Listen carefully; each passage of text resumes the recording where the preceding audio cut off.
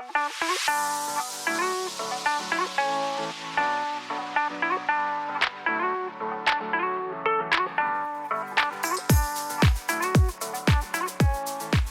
everybody, welcome. Thanks for coming tonight to the Sustainable Beekeepers Guild of Michigan. Monday, July 24th, 2024 meeting. I don't know what day it is because the bees are driving me nuts. I'm surprised that I was able to actually recall what month it was. Been out in the bee yard all day. I hope everybody else's bees are doing all right, doing what you're hoping they would do, or maybe what you think they should be doing. I know mine typically don't do anything that I want them to do, but that's beekeeping in James Lee's yards. So tonight we're going to talk about treatment-free and sustainability. What is treatment-free beekeeping? So this presentation will primarily provide a definition of treatment-free beekeeping, essentially, so that there is some sort of a measurement on how we can discuss this title, and we can define what it means to be a treatment-free beekeeper, or at least have something to balance what our thoughts are, our discussions are when we have the topic come up. If you participated in a presentation prior to this, treatment-free and sustainability, what is sustainability? We did a definition on sustainable beekeeping based on some of the experts in the field and what their thoughts on the topic are. So as we talk about treatment-free, we talk about treatment-free beekeeping. It's usually viewed in a vacuum. So in a concretely defined way, treatment-free is no intentional mitigation of mites in the honeybee colony by any means. So that's our concrete definition. That's the base definition for treatment-free. Some would say that this is the extreme end. Some would call it hands-off or management-free. Some would define this as lazy beekeeping. Some would call it bee having. So this also means that there's no intentional brood breaks other than the swarm control methods that are usually used to prevent your colonies from swarming in the spring. And even at that point, some beekeepers will just allow their bees to swarm naturally on their own without intervening in that process as well. So this is often used under the guise of natural selection. So this helps the beekeeper feel as though the bee is capable of surviving on its own. But we necessarily don't consider the source of those bees in the first place. So we think that they're doing just fine, but we're not exactly, we don't know where the swarm came from that we had gotten. We don't know where the bees came from that we cut out. We don't know what the origin is. We can only assume that they are principally wild or feral, or maybe they came from another beekeeper's colonies. So a baseline definition is more readily likened to a lazy management-free beekeeper who just throws their bees in a box and is a useless bee haver with bad intentions. Treatment-free beekeepers are the Navy SEALs of the beekeeping world. You never know they are there until one day they show up undetected and have successfully mite bombed your best hives. At least so as much as people would think. So let's talk a little bit about the SBGMI, and we'll give a brief synopsis of the mission, as this kind of ties a little bit into some of the topic content that we're going to talk about tonight. So the SBGMI was founded out of a desire to see an alternative to the permeation of prophylactic and systemic acaricide treatment, education, and practice for mites in modern beekeeping. Basically, it was founded so that we could provide alternative means of beekeeping education other than just treating as the only source of keeping bees with perennial colonies. Our simple objective is to equip beekeepers with knowledge to reduce the dependence on these toxic interventions and facilitate sustainable beekeeping that trends toward better bred bees. So the ultimate end is a better bred bee or better bees in your apiaries. So we strive to ensure our members receive the support, resources, and opportunities needed to prosper along with their bees. I'd like you to consider the quandary of defining one's level of concern when it comes to beekeeping, especially when it comes to treatment-free beekeeping. And I would like for you to understand what is sustainability as well, because this is really at the crux of the matter when it comes to the topic of treatment-free beekeeping. Can you have a sustainable apiary and be a treatment-free beekeeper? I know a lot of folks out there, there'd be a resounding no to that answer or that question, but I don't necessarily agree with that personally. That's my take. That's my experience with beekeeping thus far. But, you know, the topic comes up frequently. So just a rehash of the presentation. You could find the presentation that I mentioned earlier on our YouTube channel at SBGMI Media. That's youtube.com at SBGMI Media. And the presentation was, I think it was May, maybe it was May. Don't quote me on that, but it's on there. It's free for viewing. So sustainability essentially comes down to three major points. So one is minimize your loss. If you're minimizing your losses, you are not necessarily replacing bees by bringing them in or buying them in. You're not losing them through excess swarming or disease or various other ways that beekeepers lose bees. You're also able to recover from within. So if you have loss, you're able to recover your losses through your own apiary because you have other colonies that are surviving and thriving, and you're able to replicate success that way. And you're also able to sell your excess bees. So a true definition of sustainable would be being able to produce enough bees that you have too many for yourself and that you need to sell them to others. I don't know what that is. What is that little box popping up there? All right, so here's a quote on sustainability or devastation and failure. So this is, in my opinion, purchasing livestock that needs care and then withholding that care is animal abuse. I believe it is ethically and morally wrong to watch something die just because you want to call yourself treatment free. And I think some folks are more interested in wearing the label than in succeeding. Treatment free is not a badge of honor if everything around you dies. This is Rusty Burlew, and you can find it on the Honeybee Suite.com. She writes frequently and often about beekeeping issues and has plenty of great tips and pointers and articles on various beekeeping matters. I don't know what that is. Forgive me here, guys. It's distracting me. All right, so when we consider the quandary of your own concern that comes to your bees, if we revert to the bee haver mentality, we find a reason for malice or contentment because there's no viable solution. So we may know a few people that are like this, but I personally don't have an acquaintance with anyone who is reckless, intentionally, and aimlessly in their beekeeping practice just to call themselves treatment free. Calling yourself a treatment-free beekeeper but being reckless, I don't necessarily know anyone like that. And even the most extreme treatment-free beekeepers I've become acquainted with are not just out there tossing hives around and giving carefree whims to the colonies and just saying, yeah, whatever happens happens. They all care about their bees to some extent. So I think we do a disservice if we think that the treatment-free beekeeper is just some sort of swill or swine that doesn't deserve respect. Do you know a treatment-free beekeeper?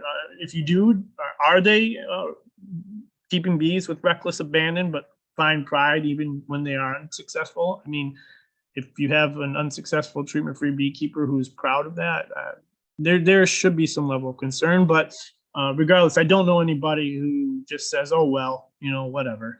And for those folks that do, they're replacing their losses through other means, or they're buying their bees in, they're doing their own selves a disservice. But quid pro quo, I mean, do you know someone who does treat or keep bees, but is not a treatment-free beekeeper, yet cares little of the cost of the lives of the bees and finds themselves replenishing their colonies with packages or nukes every year? They can wear badges too. They can wear badges of being a beekeeper for the sake of being a beekeeper, however, not necessarily being successful in their endeavors. So let's talk about strategies and goals in treatment-free beekeeping. If you're employing natural selection without strategy, then what is the point and why are you wasting your time? If we engage in natural selection, that really is the definition of hands-off or completely treatment-free beekeeping in the most basic sense, because you're not going to do anything about anything with the bees except put them in the box. But that's also a biased definition of treatment-free beekeeping as well, because you're not necessarily engaging in natural selection even when you think you are, because when you do hive bees, regardless of what you think is occurring, you're engaging in an artificial selective process. So if you are employing natural selection without a strategy, then what is your strategy at the end of the day? Just enjoying the bees? That's, one reason people use to just watch the bees. But if you're just enjoying the bees and they're perishing all the time, how are you helping them along? If you have one or two colonies and they're all perishing, and you're just replenishing them with swarms or cutouts. So again, you're able to enjoy the bees. You can watch the bees, but you're doing a lot of extra work, and you're not really doing anything of note to help the bees along in the process. So a misguided treatment-free beekeeper could be dangerous. Sustainable solutions for the apicultural sector can only be achieved by taking advantage of natural selection, not by attempting to limit it. So in the grand spectrum of beekeeping at large, and what we know so far in the world with beekeeping, is that there are some selective means that occur by allowing bees to die and then breeding from those that survive. But the odds are generally stacked against you. If you start with 5 hives and you lose all 5, then you've not selected anything except for selecting against what? The bees in your backyard, and now you no longer have them. So if you're not engaging in some sort of strategic action, you're really just setting the bees out there, and you're really not helping yourself or the bees in any part of the process. So misguided treatment-free beekeeping can be dangerous, but not because of the risk of loss or colony health for themselves and others, but because there's no trajectory to benefit or reward. So it's for naught. There's no way to replicate success unless you're evaluating how you got there in the first place, and then making decisions about where you are going. So how do we harness the principles of treatment-free beekeeping with purpose and being crucial? This quote is from the Darwin Cure for Apiculture, Natural Selection and Managed Honeybee Health from Peter Newman in 2016. You could find that and read that. That's a lengthy read. It's not exactly enjoyable because it's a research document, but help yourself if you're feeling froggy. So one strategy that beekeepers talk about in the treatment-free spectrum is recovery and relapse, or relapse and recovery, or collapse and recovery, if you will. And collapse and recovery is a concept that was pioneered by a man named Kirk Webster. And Kirk Webster kind of talked a little bit about this in his own writings on his website, and you can find it there. And it's under one of his blog posts, I believe, in 2000. Well, let's see what it says here. 2011? Yeah, 2011. So Kirk said beekeepers, because of their key role in both the food chain and natural ecosystems, may have a disproportionate role to play in choosing which path to follow. So it's not always an easy decision if you're going to select treatment-free beekeeping, integrated pest management, somewhere in between, or completely prophylactic treatment beekeeping. You're making a choice no matter what. At some point in the spectrum, you're engaging this. And until honeybees and varroa can coexist in an economically viable situation, there's going to be variance all along the spectrum.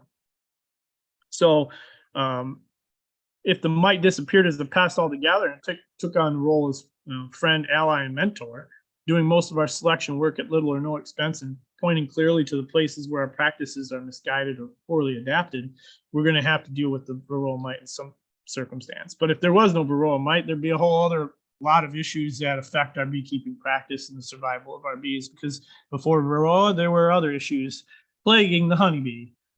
Because of its status as an out-of-balance parasite and its enormous destructive power, the varroa mite is the most important creature to focus on this way. So as a potential ally, which a lot of people kind of give me flack for saying, if we use the varroa mite as an ally, we can adapt along with the beekeeping practices that are necessary, as well as the adaptation of the bee.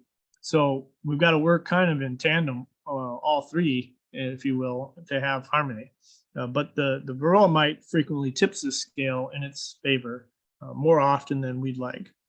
So the story is the same with all the other visible and invisible creatures we regard as a pest. So there was a research article titled Invasion of Varroa Destructor Mites into Mite-Free Honeybee Colonies under the Controlled Conditions of a Military Training Area. The author stated that treatments against Varroa destructor by the beekeeper promote an ugly strategy for mite transmission because virulent mites will not die off. It's a stark contrast to the balance suggested by Kirk Webster in this blog entry. If we can't coexist or make a decision to head down the path of sustainability that allows for coexistence between the mites and the honeybees, that doesn't create colony collapse or infect our colonies with diseases and spreads them to others, we're stuck between a rock and a hard place, because we're going to keep repeating the same mistakes and expecting different results. And if we keep engaging in the use of chemicals in a prophylactic way, we'll never know what bees are surviving without our interventions, or what bees can actually survive with Varroa, or even take care of Varroa on its own. So here's a picture of a scale of the various types of beekeepers we may encounter or find ourselves calling each other or ourselves in one frame or another. And this was taken from Portland Urban Beekeepers, and an entry from Bill Cartall in 2015. So you have your far left, and pardon the pun, it's not a politically intentional pun, but you have your far left, which is your hands off and completely non-engaged beekeeping practice. And then you have your far right, which, on the scale would be defined as the commercial beekeeper, who in a sense has a lot of responsibilities when it comes to keeping bees on a large scale, especially because of the pollination industry and the demands that are placed from our agricultural practices. So they're kind of up a creek in without a paddle in a lot of ways, because they're forced to keep bees a specific way to meet those demands. They also don't have a lot of wiggle room to really engage in the types of practices that the hobbyist here on the far left or the middle, or the sideliner, who's maybe even just like smack dab perfectly in the middle, are afforded when you can actually spend more time with your hives and have more intimate knowledge of workings that are occurring within your colonies. Both ends really are fatal to bees. So, on one sense, the hands-off method may propagate some survivors, and you may or may not get a couple of great queens out of that, and they may last a couple of years, and they might actually be able to, create some real viable stock for you to propagate in your own apiary. But if you're hands off, you're not paying attention to any of that, you don't know what their capabilities are, you don't really know if you're propagating something that can do that or not. So that's the question that comes up for me: why not engage it in such a way that you can at least identify? So now I'm moving up the scale here. I'm kind of moving more into a natural or a mid-range type practice, where I'm not completely treatment free. If I'm engaging my colony, I'm monitoring for mites, and I'm evaluating who's got a lower, threshold. Some colonies can actually thrive with a higher level of mites, but if you have a level of mite infestation that's just unbearable, they're not going to survive regardless of what you do. And that we know comes from their viruses. So some folks will call themselves treatment-free and still engage in what's called brood breaks. They may also engage in some non-chemical interventions, and consider treatment just be something specifically related to acaricides, or essential oils. What do you call those? Rhubarb leaves, which have oxalic acid in there. So people put rhubarb leaves in there, or thyme. They plant thyme, or just a lot of things you could do that may help you feel as though you're intervening in a less hazardous or less intrusive way. But essentially, again, this is back to that ultimate definition of treatment-free beekeeping. So for reference, treatment-free beekeeping is no interventions whatsoever. So this would include brood breaks, and a brood break can be something as simple as splitting in order to limit the growth of the Varroa mites middle of the season. So here's the question: does your intention with your split change whether you're a treatment-free beekeeper or not? So that's the question we have to ask ourselves. So this is the hands-off, completely far left, and again, I hate using that for a term, I'm sorry, but the far left definition of treatment-free beekeeping is that a brood break, if it's intended for mite mitigation, is treatment. So there is the scale. We have IPM, which is integrated pest management, which some would say is also going to lean on chemicals, but there's brood breaks that can be used to mitigate mites. So that would technically be considered a treatment, but it's a lower invasive method, or I'm sorry, a less toxic or less hazardous method. You're not going to put on, protective gear, goggles, a face mask, so, those things to intervene in that way. You cage the queen for 26 days, 27 days, remove any brood, or put a frame in there and trap all the mites in the brood frame and remove the brood frame. There's a lot of things you could do on the IPM scale, and even adding queens that can control the mites. This is considered integrated pest management. And then you move on to the treatment section. We're not really going to cover that today, but the treatment section, you're going to find organic treatments. Like I said, oxalic acid is considered an organic treatment, even when you're using it as a vapor or a dribble. There are other things like Thymol or Apogard. Those kinds of things are, again, considered organic treatments, but treatments nonetheless. All right. I think I rambled way too much on that one. So again, on the scale when it comes to definition, which is a topic of this discussion, is just what is treatment-free beekeeping. Treatment-free beekeeping is often defined at the base level as being something that is done without engaging the colony in a way that mitigates mites. So it comes down to intent. So I want to revisit this, and I covered this a little bit in the presentation given a couple months ago about the average winter loss for beekeepers. So, this was taken from the Bee Informed survey, and it surveyed Michigan beekeepers between the years of 2008 and 2020. And from 2008 and 2020, there was an average loss of 53.2% for beekeepers that utilize some sort of a chemical, organic, or other treatment means. So anything that was considered an acaricide intervention.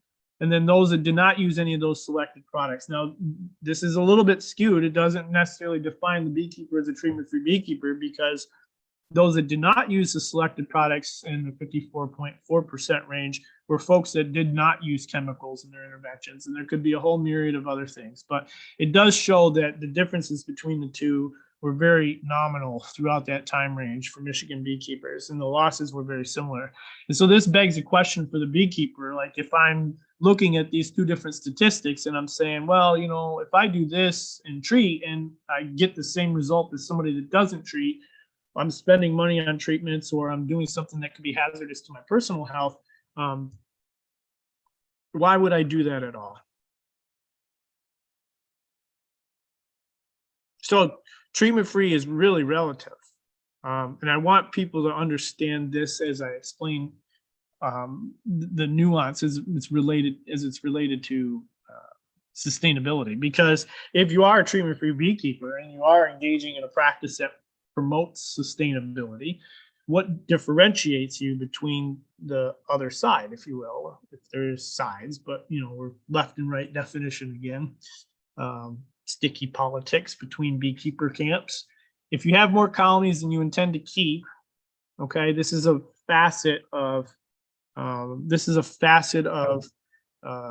treatment-free beekeeping, is you keep more colonies than you intend to keep, so that if you lose colonies, you end up with still having enough to propagate from. So having more colonies than you intend to keep, and the methods that you accomplish to get there also may vary.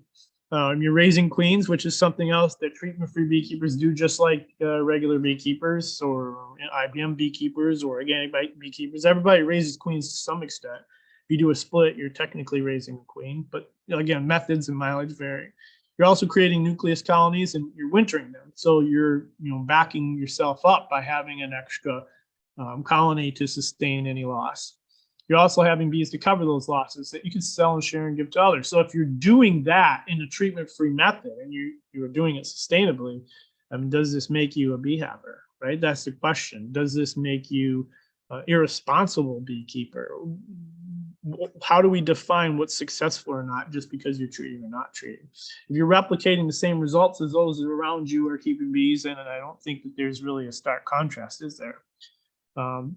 So this is another thing that you can do, is retrieve swarms to recover losses. So treatment-free beekeeping has a large focus on swarm retrieval, because there's something else in the swarms that most beekeepers want, especially in the treatment-free world, is that there's feral bees or wild bees, whether they've been rewilded because they left a beekeeper's yard at some point in their past, or they've been in a tree or inside of an old barn house or some sort of fixture out in the wild that hasn't been attended to by humans. They've been able to manage independently. And those are genetics that you want to propagate, because they're obviously demonstrating some ability to resist varroa loads or diseases and pathogens without our interventions with chemicals or splits and those sort of things. So am I comparing apples to oranges? I'm not really sure if I'm comparing apples to oranges. I may be.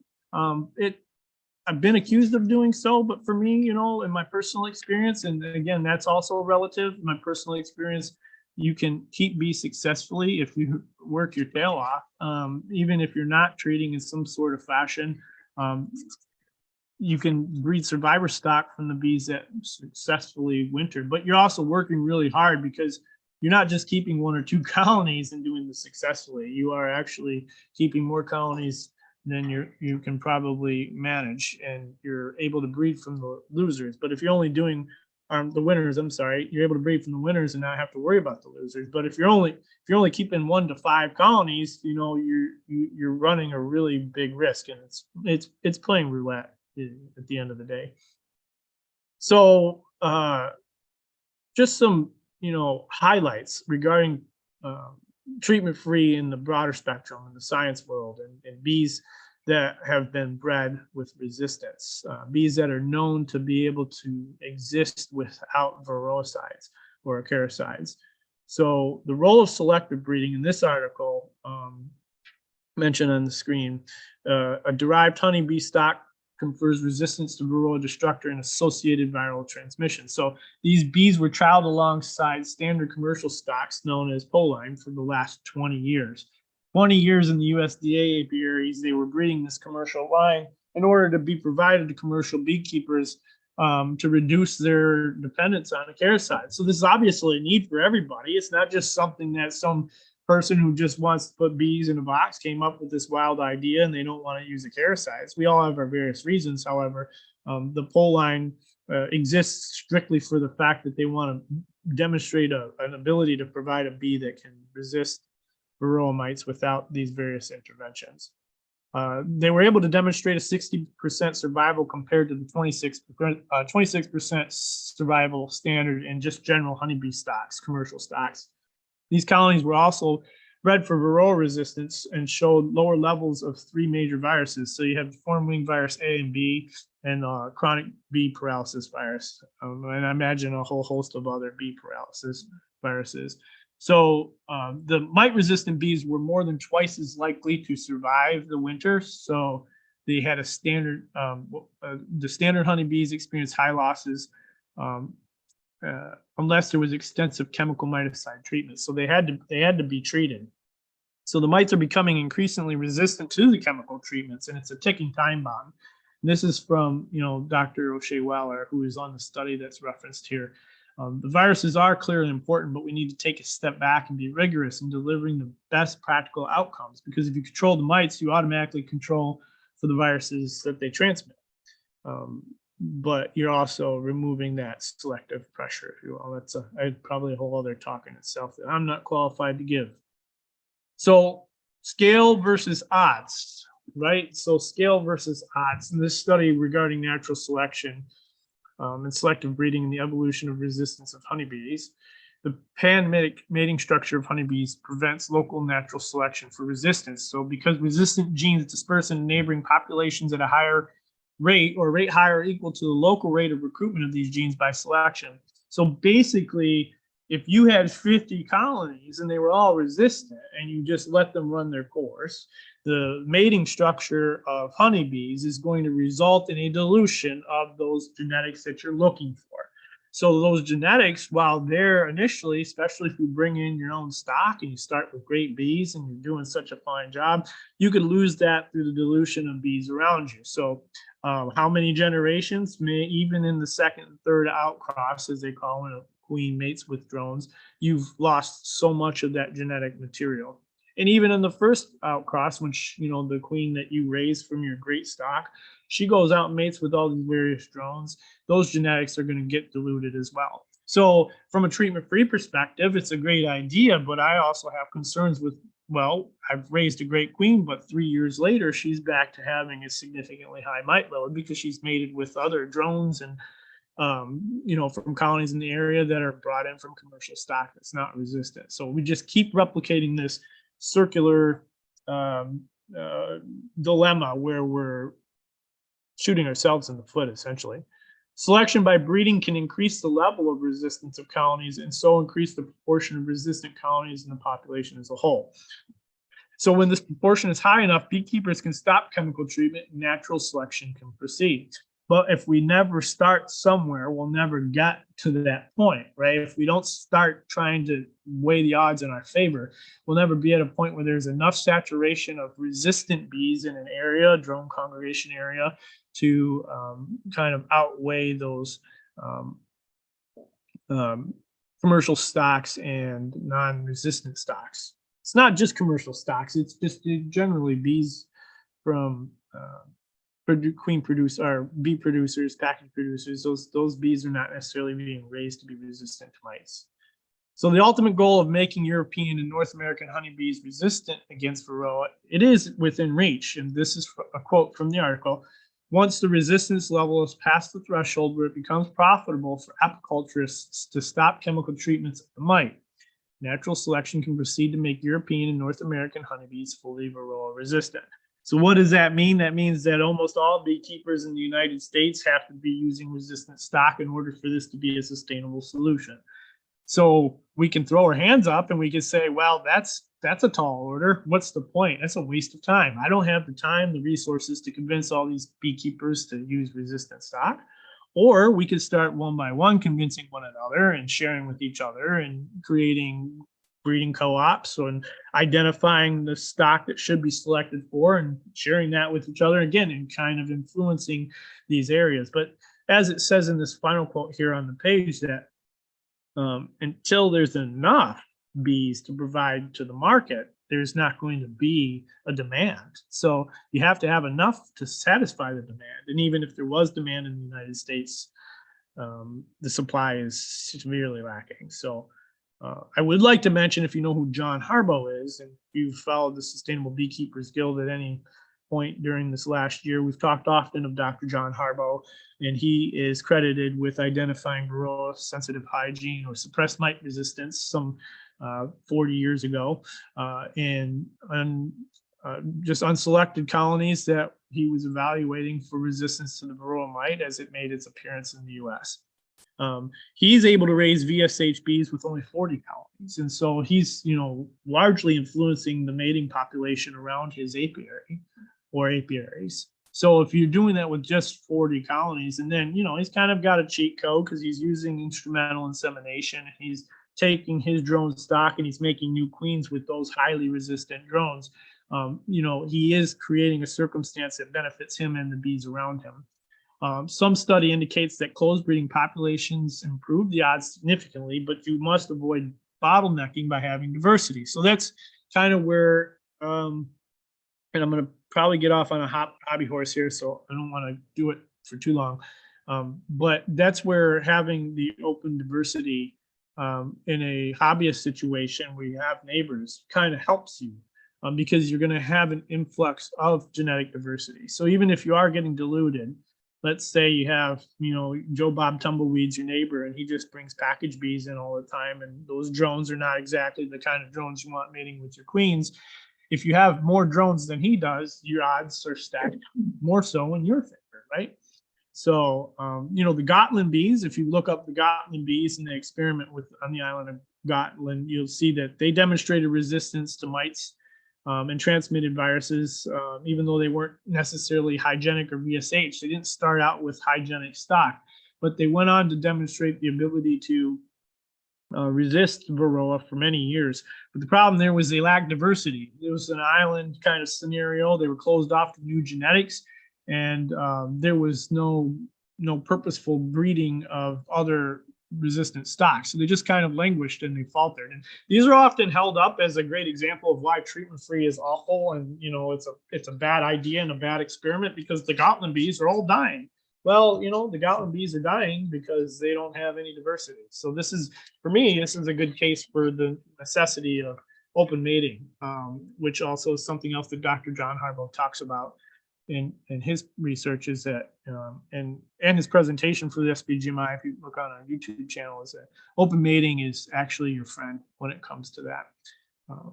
And you can be successful with resistance when you are engaged in open mating situations. And that brings us to Randy Oliver, who writes an article frequently for American Bee Journal called Walking the Walk. And Randy has been engaged in a bit of an experiment himself, and he is also engaging in open mating with his stock. So he says practical application for your main limitation will be the isolation of the breeding population. So you can locate the most isolated mating yard possible and offer queen cells to surrounding beekeepers the next season. So the most isolated possible. It doesn't have to be the top of a volcano in Hawaii where there's no other beekeepers. It doesn't have to be in the middle of the island of Cuba, which is actually recently demonstrating complete resistance to Varroa in their population, or at least reporting it, right? So he goes on to say the drones from those hives will be your genetic lines. And the more that you work with the local feral population, the easier it will be. And this may be problematic in Africanized areas, but don't think that because you're only a hobby beekeeper that you can't be part of the solution. So there's a practical application here. Is John Keefis. If you don't know who he is, I suggest you can look him up. Points out that a beekeeper with only one hive might be the one with the biggest pot of gold. And everyone should screen their hives for mite resistance, no matter how small they are, and to make sure that the genes of that hive get propagated. Now, this is going to be my disclaimer when it comes to the ultimate extreme definition of treatment-free beekeeping. You can be a treatment-free beekeeper if you want, and I will applaud you, and I will support you, and I'll do everything I can to help you be successful in that regard. But if you aren't looking at what the bees are doing, you don't know what you're propagating. And for me, that's a disservice to yourself and your own beekeeping. So you should be at least interested in the success of that colony, especially if you have a colony that's able to be that quote unquote pot of gold. Propagate good genetics. Why not identify genetics that could be replicated to share with others and to improve your successes? Randy keeps way more hives than any of us could. He's a commercial beekeeper, but he illustrates the point well here. We've got to start somewhere. Summarizing his comments, he goes on to optimistically claim that a small-scale beekeeper could do so by eschewing bringing in non-resistant commercial stock. So stop importing these, okay? And instead populate your hives with swarms from the surrounding wild populations.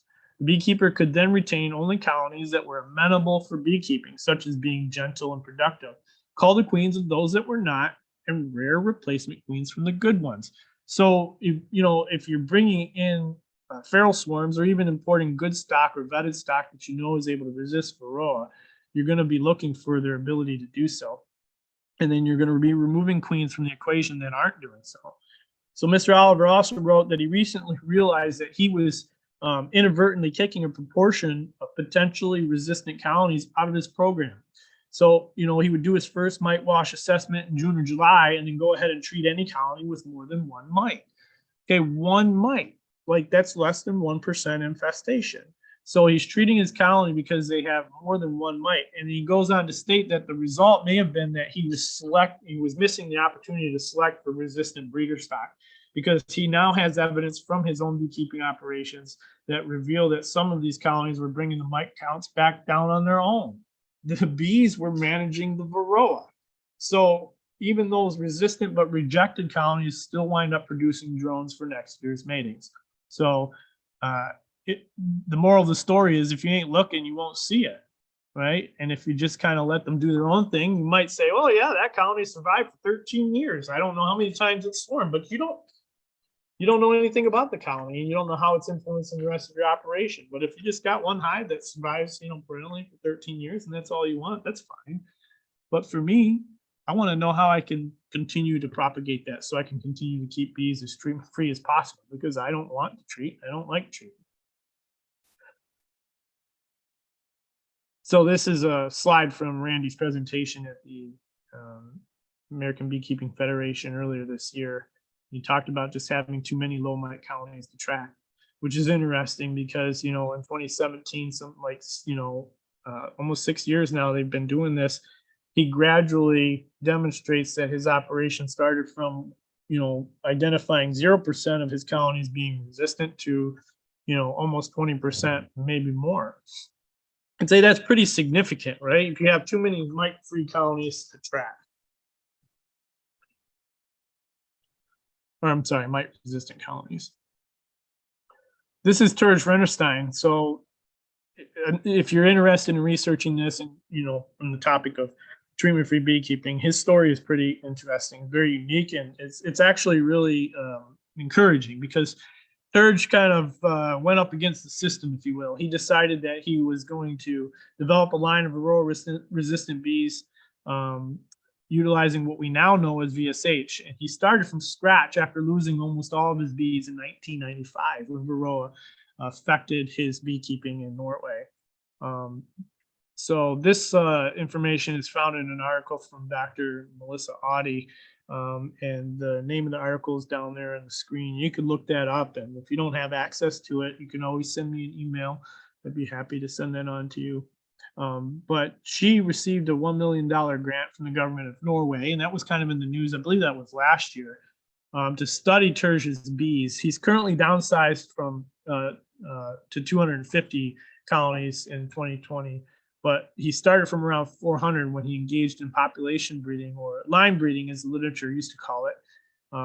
He Population breeding considers treating a group of crosses as a single population. So, you're not just starting with like one bee and then following a specific line. Like anything that came from that mother at some point is technically your line, even if there's been 50 different matings since that original queen. So they treat a group of crosses as a single population with the objective of maximizing overall genetic improvement through a series of cycles of recombination and selection. So it's a bit of an open breeding model. But Turge says, when Turge is a treatment-free beekeeper, he says there's three things that you can do.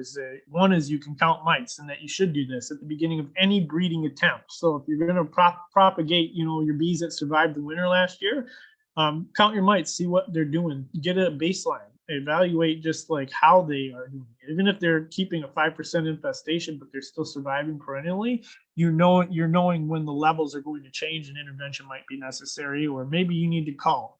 We haven't talked much about that, but that's another topic for another night when it comes to treatment-free beekeeping. So it's very important that you are aware of parasite levels in your hive so you can make decisions about when or how, if you need to or want to treat. He also says you should breed some of your own queens. Okay, local adaptation plays a role. You can assess local traits more readily than the ones from faraway breeders, or you can work with other breeders' queens and send your queens to breeders to graft your stock. So Turge recommends breeding from the top 10% of your own stock. Choosing queens for struggling colonies is crucial. So requeening struggling colonies with selected stock, because you know that those queens are vetted or proven. And then share your experience. You can't do it alone. We have to work together, which is a monumental task if you've ever met a couple of different beekeepers. Although I think beekeepers are some of the most optimistic and positive people, even in their disagreements. Like we all kind of find a way to work together. But even in our arguings, we still figure out how to help each other, right? Arguings. I just invented a new word. I don't know.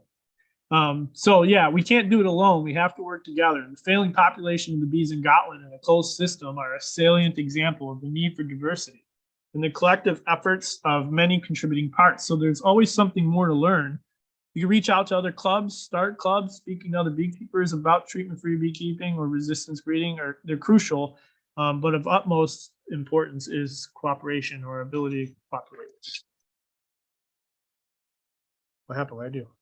So as research continues to reveal more and more about the how of honeybee resistance to Varroa destructor, our methods and results will improve. We know that adaptation to this parasite is very complex, but that does not mean it cannot be understood and used. Easily quantified traits like recapping could be the key to choosing domestic bee colonies that already have an advantage in strengthening stock at a local level.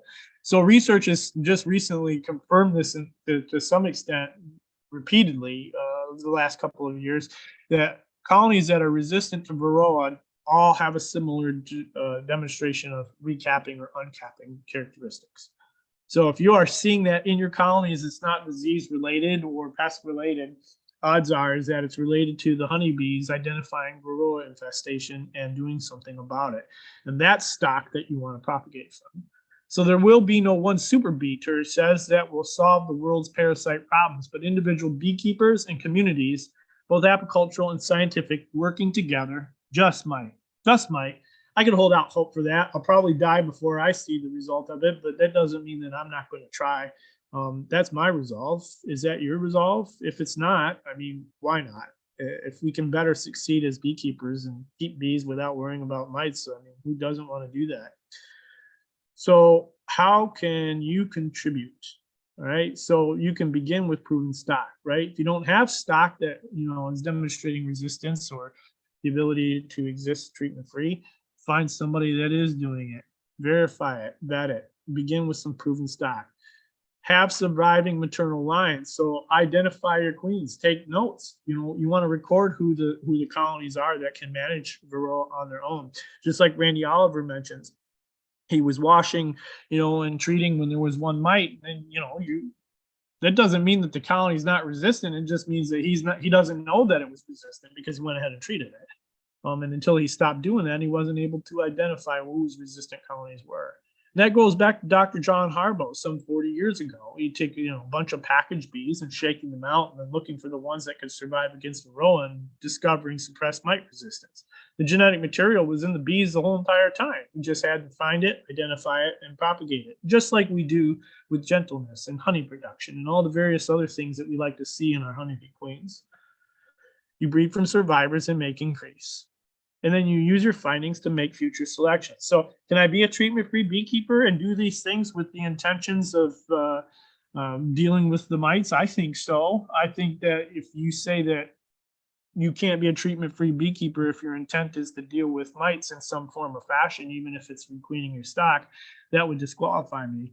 But if I'm keeping bees and I'm using resistant stock and identifying it, and I'm finding it, and my bees are surviving without a care site intervention, to me, that's treatment-free beekeeping. And I think that falls well within the scale that was mentioned earlier. So how else can we seek sustainability? Sorry, flip the notes here. We could seek it through instrumental insemination. So you may see a short-term benefit, but if there is nothing that is keeping those genes in the gene pool, then it won't last. Instrumental insemination can help with that, especially if you're starting from zero. One other intervention is that everyone can stop treating and let the non-resistant bees die, but I don't necessarily see even the bare hobbyists doing that. The commercial industry definitely couldn't sustain that. And if you're following beekeeping in Australia, you see they're kind of faced with the same dilemma that the United States and other countries were so many years ago, and that is having to make a decision whether to just let all the non-resistant bees die or to use chemicals to help them maintain their industry. And that's what they're doing, because I think they're like number two in commercial pollination next to the U.S. Not sure. They're pretty dependent on their honeybees. You can isolate your population, and you may end up in a circumstance where resistant traits are the dominant trait, and the majority of the population may start to carry it, but eventually you end up in a situation where you're inbreeding or you're not necessarily bringing in new diversity. But if you have too much diversity and you're set up next to a commercial apiary that can just dominate you with 50,000 colonies to your 5, eventually the resistant traits that you do identify will be outcompeted. So this comes back to the scenario that I mentioned earlier, is that, in order for them to have resistant bees in their operations, we have to be proving the point. We have to be demonstrating that treatment-free or resistant stock can be sustainable and that you can provide enough queens for them to buy you out. That's a lot of work, and there's people that are doing it, but eventually that's where we're going to have to get to if we're going to manage this on a larger scale. The other way you can seek sustainability is produce more resistant bees than non-resistant bees. So you have to play the scale game here. Eventually you're going to hit some sort of what's the word I'm looking for? Plateau, where you have maybe more resistant stock than non-resistant stock. You're able to get on without treatments just fine to a point. And Kirk Webster has mentioned in the past that after 3-4 years of doing it, you no longer are crashing, but you're now succeeding and you're having successful colonies that are treatment-free, and you're able to propagate from that stock. I know in my personal experience, just over the course of the last 3 years, you can see that there's a steady increase in survivability amongst the stock that I have. And that is achieved through successfully replicating those maternal lines. You have to breed from the winners. So. And the other key is mentorship. Mentorship means success. So you can't just, like I said in the beginning, do this in a vacuum. Beekeeping in general, even treatment-free beekeeping, can't be done in a vacuum. So, getting with people that are successfully doing the things you want to replicate, learning from them, talk to them, try to understand how what they do is successful for them, and then integrate that into your practice. You'll have to modify your own personal practice to some extent because beekeeping is local. But if you get with the winners, as they say, then you'll become a winner too, right? You can successfully replicate what others are doing. Here's some pictures of some individuals that I find to be really great examples and that I have learned immensely from, and I can attribute a majority of my success to just talking with them and listening to them. So we have Win Harless, who was my mentor when I first started beekeeping here. He's with, who is that guy? I always forget his name. Kent Williams, right there in this larger picture. Sorry, in the beekeeping workshop. Terry Combs on the upper right hand corner. He's from Indiana. This is Adrian Pliny from Wisconsin, and Corey Stevens here down the right hand corner. Queen breeder in Missouri, who has been a great support and is an exceptional queen producer that we have benefited greatly from his stock here at the SBGMI, as well as other Michigan beekeepers that have purchased that stock through the club. So that's the bulk of my talk. Just want to remind everybody that if you're not a member, you can become a member. Membership's only $20 for the Sustainable Beekeepers Guild. We have, I think, over 370 now members worldwide. There's some here, some there, but the bulk of them in the U.S. And I think almost 300 in Michigan alone.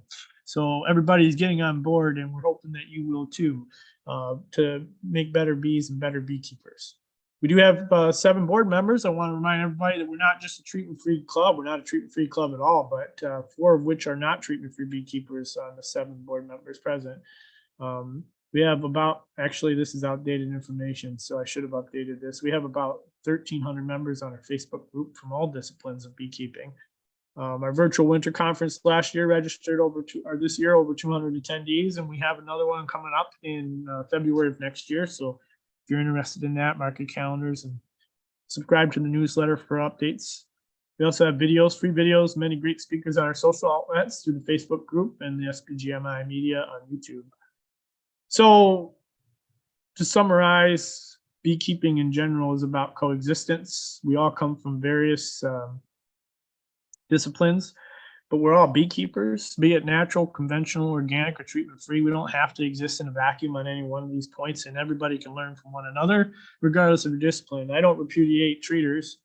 I don't repudiate people who maybe treat or soft treat or treat sometimes. I don't repudiate people who just set their hives and forget it. I do find those who engage in organic beekeeping to be of exceptional valor because it's a lot of work. And even if you are doing some sort of middle ground, you are constantly engaged with your colony. So it's not something you can just set and forget. Here's my contact information. You can contact me on Facebook. That is James Aluya. Although my last name is Lee, the Facebook name is James Aluya. And if you want to know the story of that, you can ask me. You can also find my YouTube channel at James Lee's Bees. Say that 3 times fast.